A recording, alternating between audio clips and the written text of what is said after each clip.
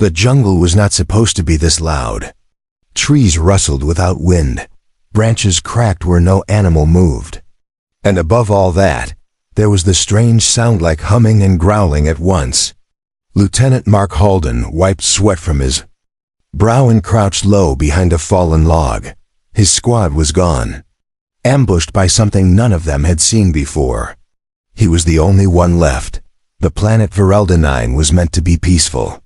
A scouting mission, collect samples, record native species, return, but no one had expected the war to begin here.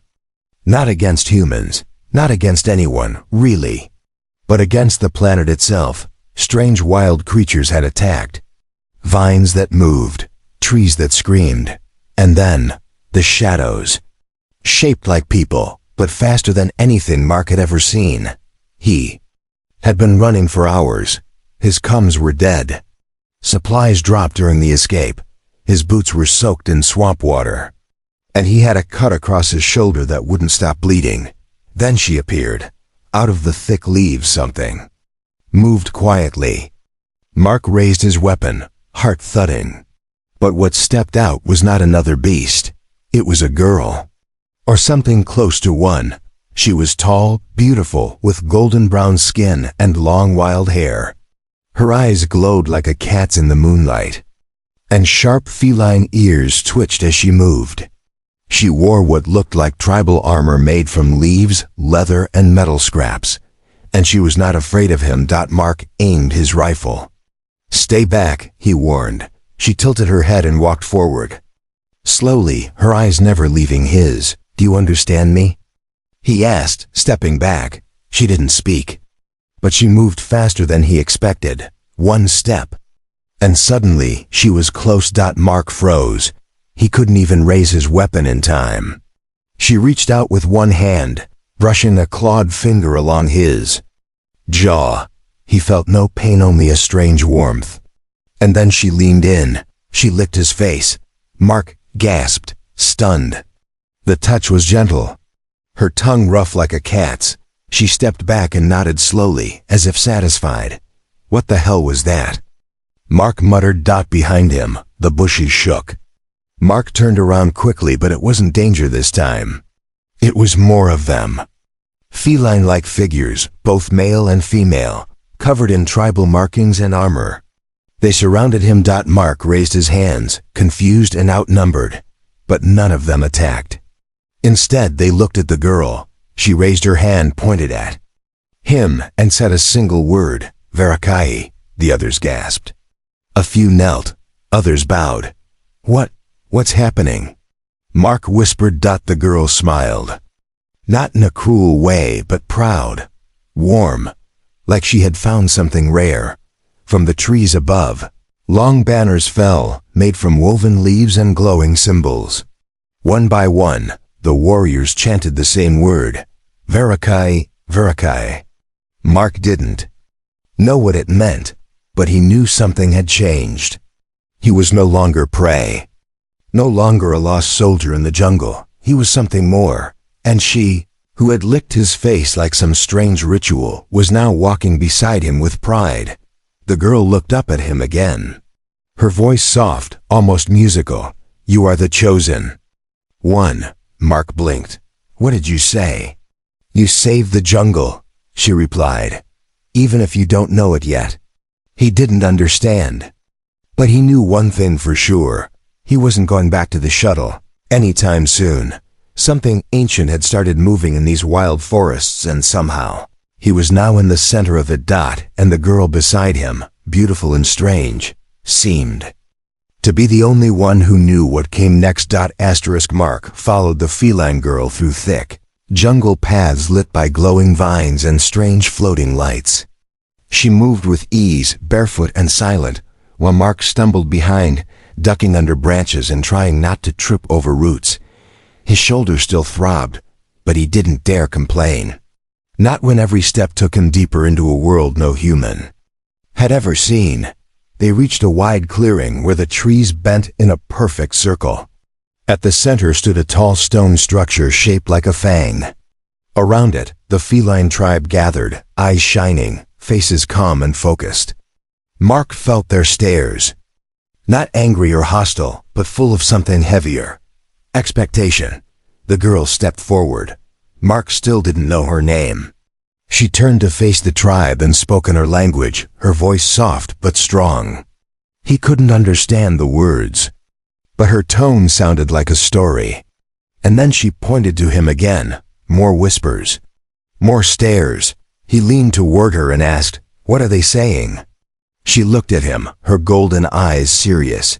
"You are Verakai, the one who brings balance." Mark frowned. "I'm just a soldier. I don't even know what I'm doing here. You came when the war began. You survived the jungle's test. You carry the mark." She touched his cheek gently, just where she had licked him earlier. "The mark?" he asked. "It's not just ritual," she said. "You were accepted, by me and by the wild." Mark was about to ask more when an older feline stepped forward. A male with white streaks in his hair and deep scars down one arm. He looked like a leader or shaman. He spoke slowly in their language, his hands drawing shapes in the air. The girl translated. "He says the jungle spirits are angry. The balance was broken when the sky fire fell. You must help fix it." Mark remembered the explosion. A strange object had fallen from orbit just before things went bad. Maybe a satellite or something. Worse, his team was sent to investigate, but never found it.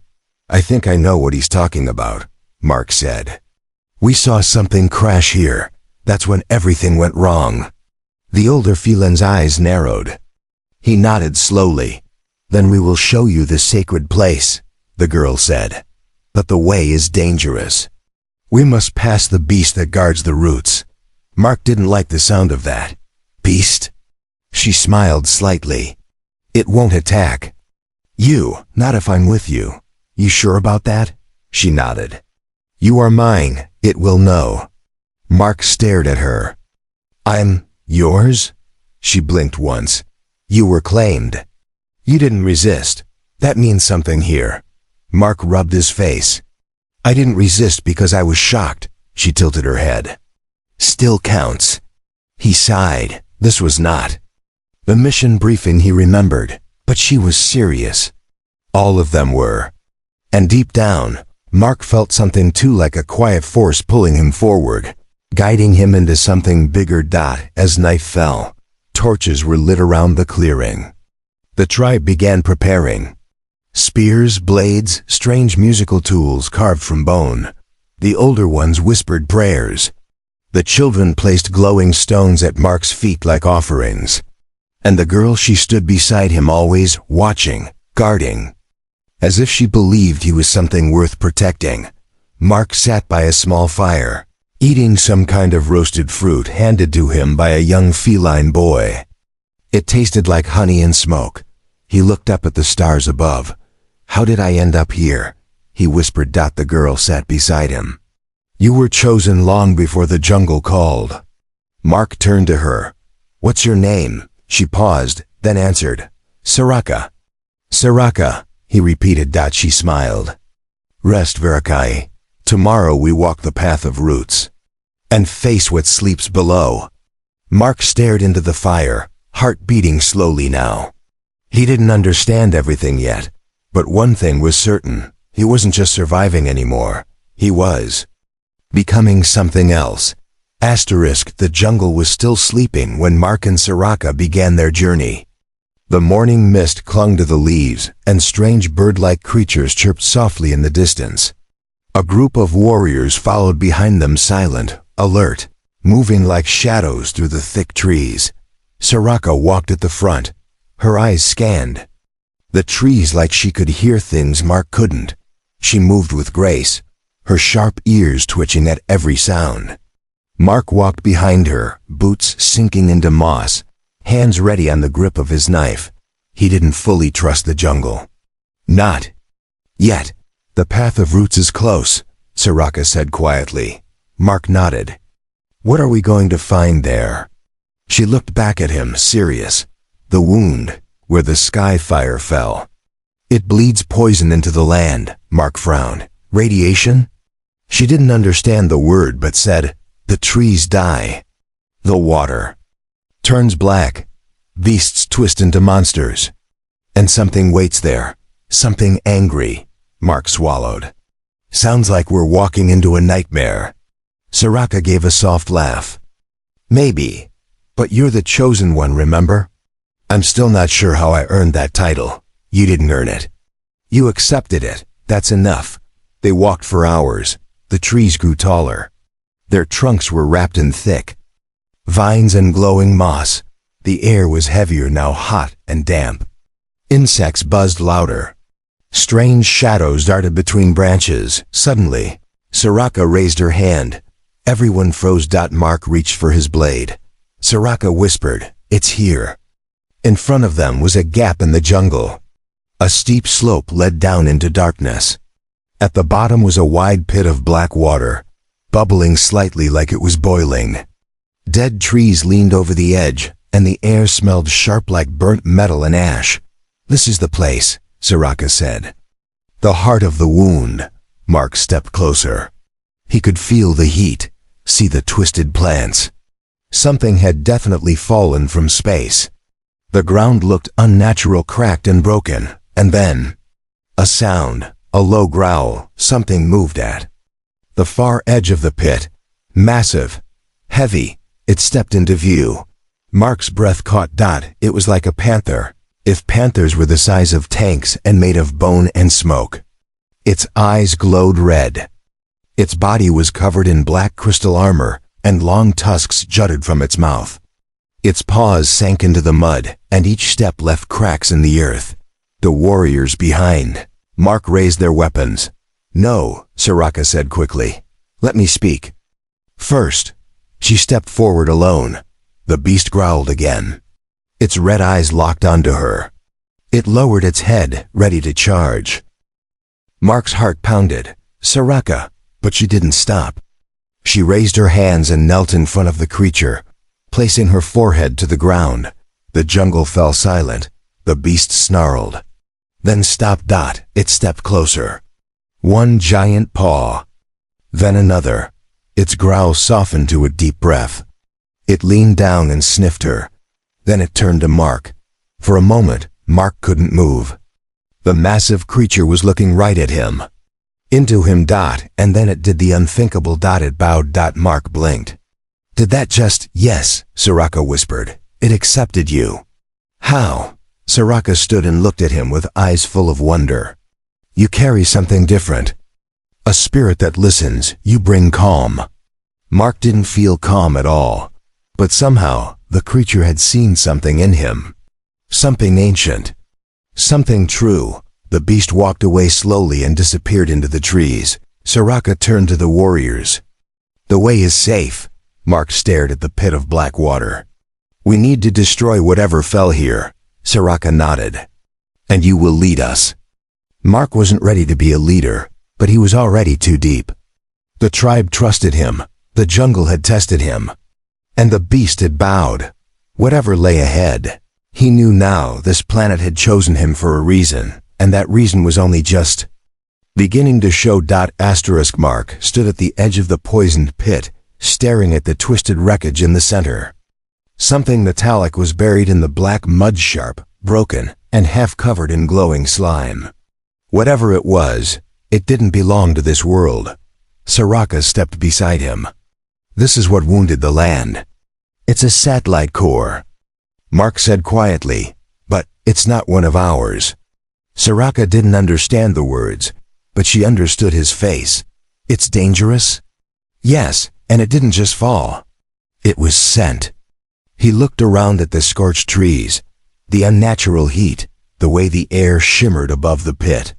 This wasn't just an accident. It was a weapon. Maybe someone testing the planet. Or trying to destroy it. "Can we remove it?" she asked. Mark shook his head. "Not safely, but we can seal it, cover it, cut off its power." She nodded slowly. "Then we protect the root." Before Mark could explain his plan, the jungle screamed. It was not a sound he'd ever heard before. The trees shook, birds scattered, and the ground trembled. From behind them came running warriors shouting, panicked. Soraka turned sharply. "The blood pack is here." Mark frowned. "What's the blood pack?" "They are our fallen. Touched by the poison, not dead, not living." From the shadows, shapes began to appear. Feline forms, once like Soraka's tribe, but now twisted, with glowing red eyes, cracked skin, and black veins crawling up their arms. They moved fast, snarling. Like animals, weapons made of bone and rusted steel. Mark's heart pounded. "How many?" "Too many," Soraka replied. "They want the core. They serve the wound now." The warriors formed a half-circle around Mark and Soraka, spears ready, blades raised. But they were outnumbered. "We can't fight them all," Mark said. Soraka looked at him. "Then what do we do?" Mark closed his eyes for a second, thinking fast. "We lead them away, make them chase me." Her eyes widened. "You'll die." "Not if I move fast. They want the chosen one, right?" Soraka grabbed his arm. "You are not bait. I am whatever saves your people." She looked at him. For a long moment, her grip tightened. Then, softly, she nodded. Mark turned and ran straight into the jungle. The infected warriors screamed and followed. Leaves tore around him as he pushed through the vines, feet pounding the earth, heart racing. The forest blurred past him. He could hear the howls behind him, dozens of them, crashing through branches. He ran toward the beast's territory, toward the place where the earth was strong and wild. If anything could stop them, it would be the guardian he had faced earlier. As he reached the edge of the sacred zone, he skidded to a stop. The beast was there, waiting. Mark turned to face the charging infected. "Come on," he whispered. "See what happens." The twisted warriors rushed forward with madness in their eyes. Then, the beast roared. It leapt from the trees like a shadow of death. One swing of its paw crushed 3 of the infected. Another swipe sent more flying. Its roar shook the earth itself. Mark dropped to the ground, covering his head as dust and leaves exploded around him. When he finally looked up, the jungle was quiet. The beast stood above him. Blood and black slime dripped from its claws. The infected were gone, scattered. Or dead. Mark stood slowly. "Thanks." The beast growled softly and walked away. Hours later, he returned to the pit. Soraka and her warriors were already there, building a stone wall around the core, using ancient tools and strange glowing stones. The poison had stopped spreading. Soraka ran to him, eyes wide. "You lived." "Barely," he said with a tired smile. She threw her arms around him, holding tight. "You are more than chosen now," she whispered. "You are part of us." Mark didn't reply.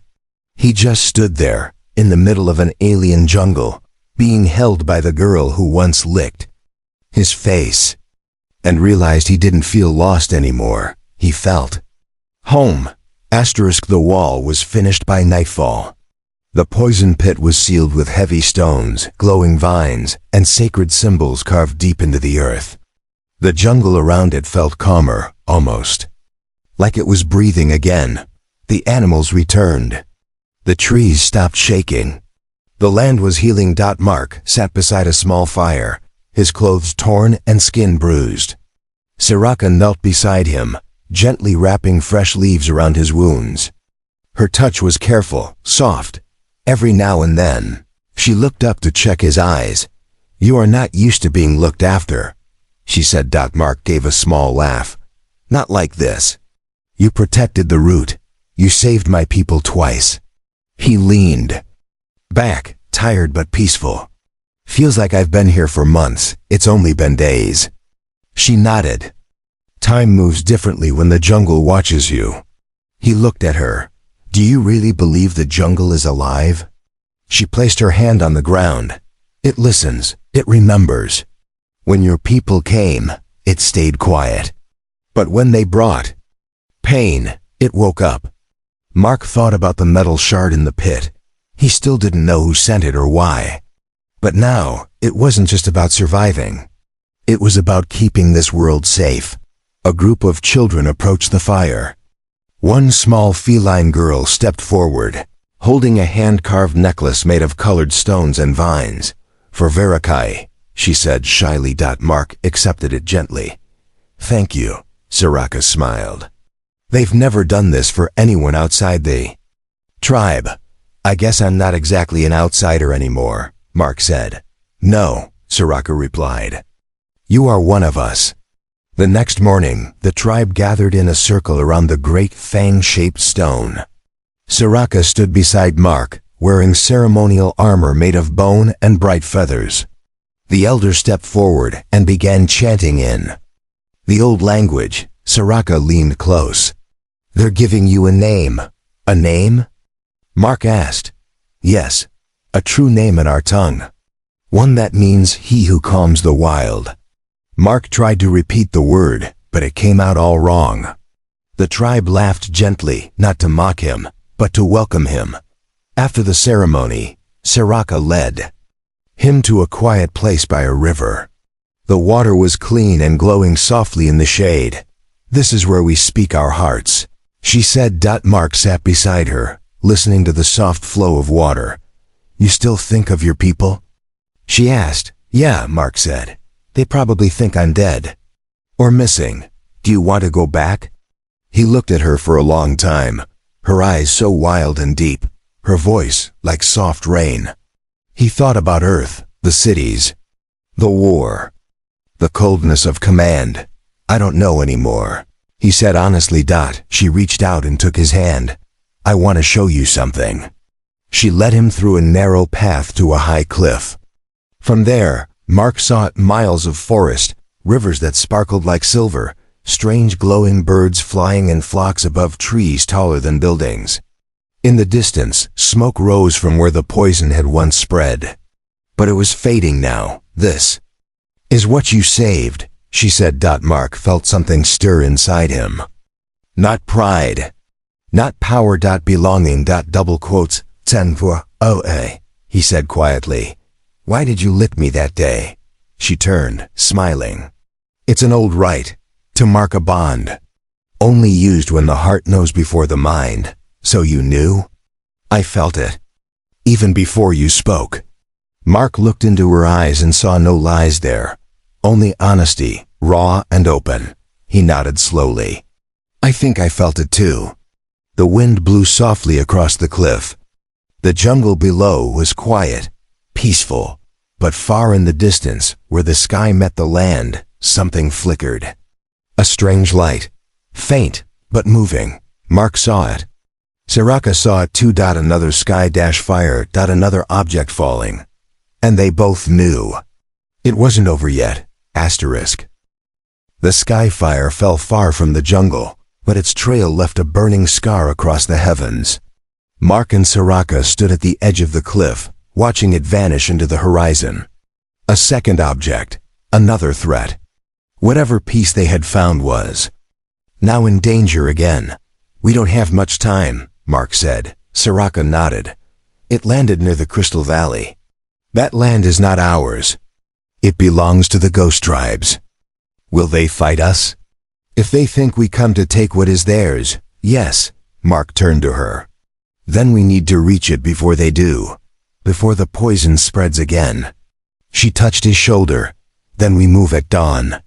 That night, the tribe gathered one more time. Warriors painted their faces.